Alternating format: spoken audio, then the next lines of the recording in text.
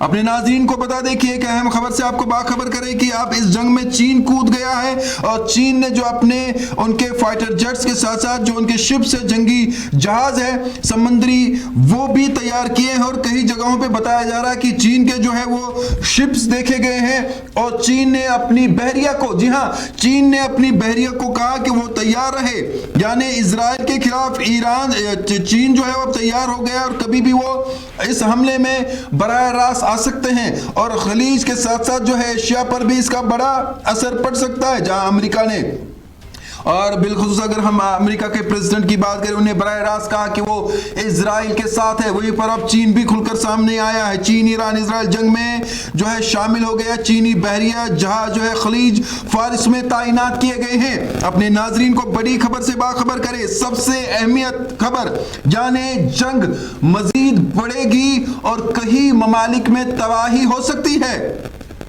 چین ایران اسرائیلی جنگ میں شامل ہو چکا ہے، چینی بحری جہاز خلیج فارس میں تعینات کیے گئے ہیں۔ آپ کو ایک اہم خبر سے جو ہے وہ باخبر کرے، اور یہ خبر اہمیت کی حامل ہے کیونکہ امریکہ نے پہلے ہی کہا تھا کہ وہ کوشش کرے گا یہ جنگ رکے، اگرچہ وہ صرف دھمکیاں دے رہے تھے ایران کو، لیکن اب چین کا اس جنگ میں براہ راست شامل ہونا کہیں نہ کہیں خطرے کی علامت ہے۔ چین کے علامات اور خطے کی صورتحال پر آپ کو اہم خبر سے باخبر کرے گا، چین کا کردار اور جو مشاورت ہے وہ بھی بتائیں گے۔ چینی جہاز یا طیاروں کی نقل و حمل، چند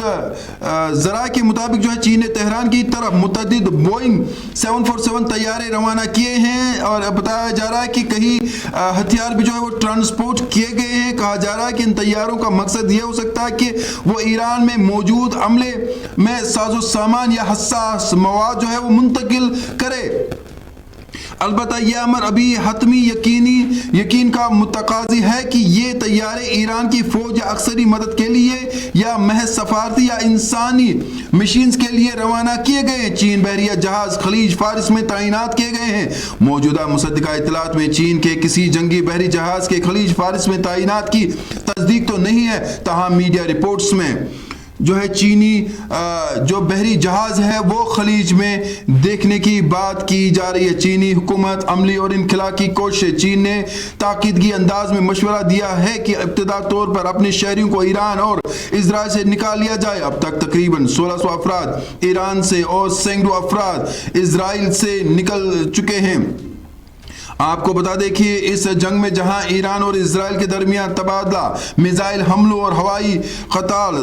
جاری ہے، خاص طور پر ہم اگر بات کریں جو چین ہے، چین نے جنگ میں رسمی شمولیت نہیں کی، مگر چینی بیانات رسمی طور پر جنگ میں شامل ہونے سے گریز کرتے ہیں، لیکن طیار اور سفری نقل و حمل کے ذریعے ایک پوشیدہ کردار کی صورتحال موجود ہے جو ایران کے ساتھ چین کے تعلقات کی نوعیت پر روشنی ڈالتی ہے۔ بحری جہازوں کی تعیناتوں کی خبریں مل رہی ہے، اور اگرچہ اس پر ابھی چین کی طرف سے تصدیق نہیں ہو پا رہا ہے، لیکن کئی لوگوں کا ماننا ہے کہ چین نے جو ہے اس بارے میں پوری تیاری کی ہے۔